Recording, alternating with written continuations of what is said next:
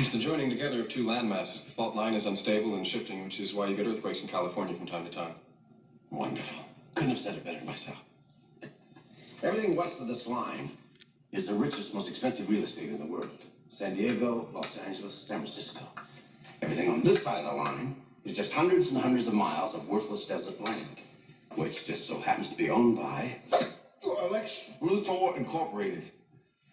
Now, call me foolish, call me irresponsible. It occurs to me that a 500 megaton bomb planted at just the proper point would destroy most of California. Millions of innocent people would be killed. The West Coast, as we know it, would fall into the sea. Bye-bye, California.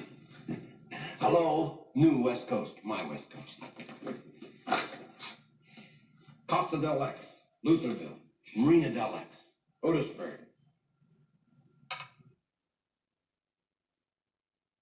Hey folks, and welcome to another video from A Plain Truth space for you, A Plain Truth for you, where I'll be posting new postings on, and then also Well Healed 2 on YouTube as well.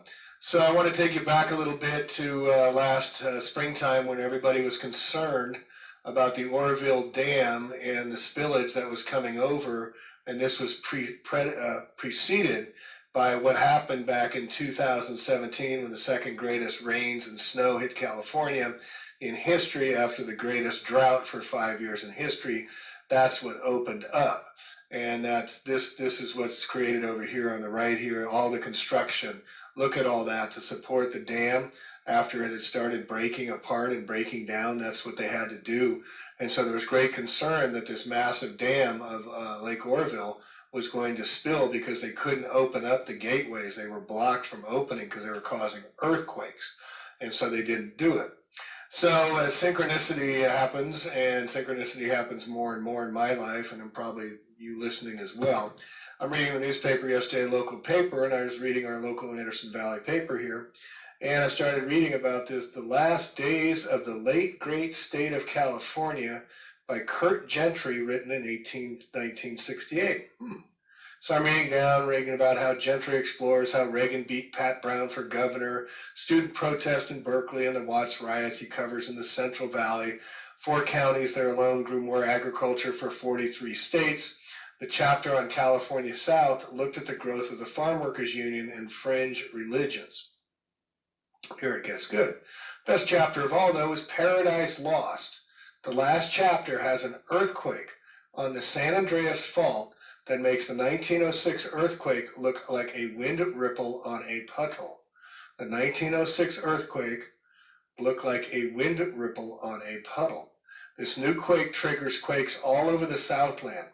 The storyline of what happens when the Oroville Dam splits open and unleashes a 100-foot tall wall of water down the Sacramento River, through the Delta, and out the Golden Gate, makes the whole book worth reading. What the, quote, new California looks like after the dust settles defies descriptions. It goes on to say, we'll never be able to determine the full extent of the loss. In human terms, the quake kills 3/4 of the state's residents, or 15 million dead. The mountains remain, but lowlands, coastal areas, and valleys are underwater. The image at the end of the book was a pilot flying and observing large flocks of swallows circling over the Pacific until exhausted fell into the waves. It was March 19th. Remember the sacrifice, their days of sacrifice is right around March 19th. St. Joseph's Days, when the swallows returned to San Juan Capistrano, Michigan. It's a lesson and a serious look at what a major quake would do to the state, and we're overdue for one. It's scary, no doubt. So I didn't know anything about that, but I did know about the Great Flood of 1862, which no one talks about, very few know, because they're calling for the Ark River to occur again, that we're going to be having these Ark River storms. So this was back in 1862, Sacramento, California. Largest flood in the recorded history of Oregon, Nevada, and California, occurring from December 1861 to January 1862, over 2 months, caused the, quote, arc storm. And they just told us they're going to be bringing arc storms back. It was preceded by weeks of continuous rains and snows in the very high elevations that began in Oregon in November 1861 and continued 1862. From January 9th to 12th, a flood that extended from the Columbia River southward into western Oregon, through California to San Diego, all through California, and extended as far inland as Idaho with the Washington Territory, Nevada, and Utah in the Utah Territory, and Arizona in the western New Mexico Territory. The arc storm jumped an equivalent of 10 feet of rainfall in California in the form of rain and snow over a period of 43 days. And immense snow from the mountains caused flooding in Idaho, Arizona, New Mexico, Sonora, Mexico the following spring and summer. This is also when the Governor Leland Stanford, had to govern from San Francisco. Nobody knows about this. But getting back to, first let me go back to here. And this is from my book I'm coming out with, titled Paradise Lost, The California Fire Chronicles. And here's some newspaper headlines just over the past couple of years. California storms. This is the reason now California ranks number 2 in all-time 122 years of record. So that was in 2017. It caused the Oroville Dam. Then they came up with the terminology, the atmospheric river that goes all the way from Hawaii and just happens to hit directly into San Francisco. What are the odds? That's because they're using the Silver Lining Project, the Bill Gates Project, the wet surface air coolers to bring this weather in, and they were successful in 2017. So wildfire risk in California no longer coupled to winter precipitation. Wildfires just happen. Even saw an article they're saying leaving your water bottle in a car can start a fire through the plastic. Unreal. California drought worst in at least 1,200 years, and then we have the 122-year record of the rains, and now they're saying devastating arc storms envisioned by California, U.S. Geological. So what they're envisioning is the Sacramento days of 10 feet of water. They're telling us it's going to happen again. California's future weather will alternate between drought and atmospheric rivers. Studies say, sources say. So this is from my book I'll be coming up with here shortly, titled Paradise Lost, The California Fire Chronicles, and I'll be making the PDF available for as well. But getting back to the story about this book, The Last Days of the Late Great State of California, again, it's after an unspecified date after 1969, a 9.0 earthquake. Now we know they've changed the 1906 earthquake, which was a 6.7, and now they're calling it even higher than that. They've changed the Mandela effect of that. So the quake is described as starting north of Point Arena. Point Arena is where the point subduction zone. This is where 3 major plates that I pointed out to before, and likely some of the fires, the underground fires, were generated from Port Mendocino up here. But Point Arena is just below that. So this is where all the Earth's mantles come together. It's right off this point here in Northern California.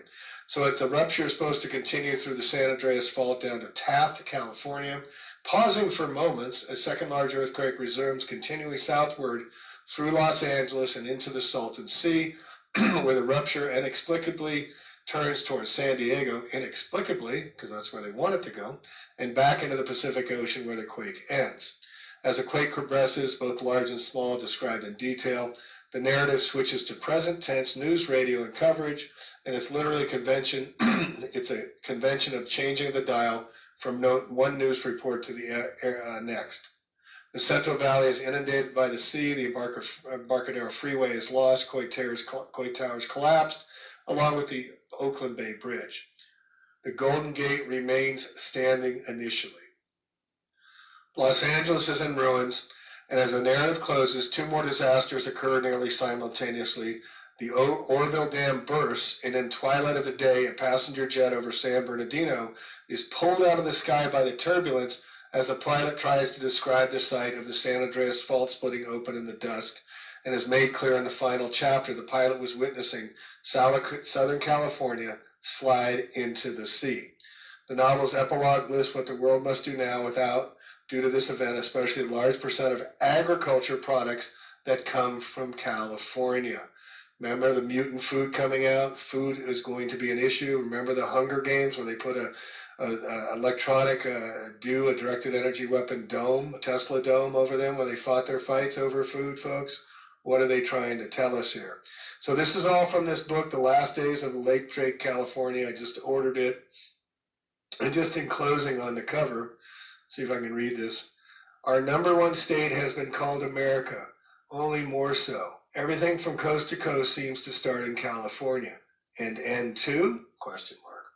Here is a startling quote report on the U.S. minus the Golden State, which was destroyed by a cataclysmic earthquake and its staggering effects on the American way of life. Indeed, get this, get a copy. I'll be getting the book, and once I do, I'll be reporting from it as well. All right, nice, great date, an oldie but a goodie, the last days of the late, great state of California. Hope that's not true, but being aware, being awake is more important than being ignorant, dumb, and stupid. All right, folks, that's all I got. Another new little tidbit we found in Paradise Lost, the Orville Dam connection. Maybe we prevented it. Maybe bringing all this information out in last spring and talking about that it could happen, would happen, where's all the water going to go? It stopped them from enacting the earthquake, which would have caused the dam to burst. We may be having impact on changing history, folks. This is why we must bring this out and speak out. Even if you think we're wrong, oh, we talked about the Orville Dam, it didn't blow, we might have prevented it from happening. We don't know. Could this have been their plan? Just like Paradise Lost showed from John Milton's book from 1668, where John Milton died on November 8th, 1678, I think it was. November 8th was the day the fire started in Paradise. Paradise Lost, Paradise attacked. Too many coincidences. All right, Plain Truth out. I hope you're on Plain Truth for you. Please share with others and love one another always. Peace.